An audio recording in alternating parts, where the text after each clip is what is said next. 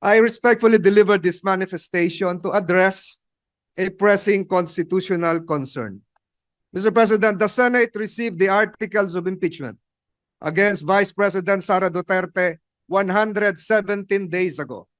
Yet the trial required by Article 11, Section 3(4) of the Constitution to proceed forthwith will begin only on June 11, dangerously close to the end of the 19th Congress. This delay compromises due process and undermines our role as an impeachment court. Under the 1987 Constitution, the Senate of each Congress acts separately and independently of the Senate of the Congress before it. Only 12 senators remain after each election, insufficient to form a quorum.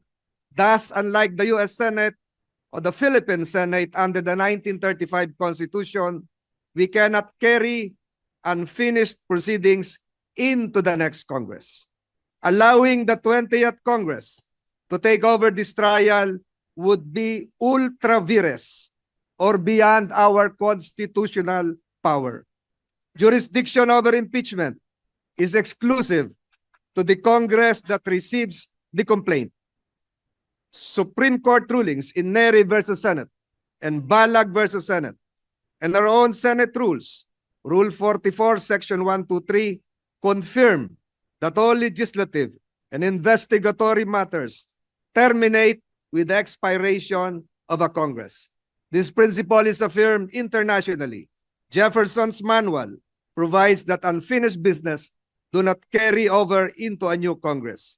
If we cannot conclude the trial before June 30, 2025, we must recognize this impeachment case is functionally dismissed by constitutional operation and no action can be taken by the 20th Congress on the matter for lack of constitutional authority. Mr. President, kahit anong pilit, hindi maitatawid, lalo na't kung lalabag sa saligang batas.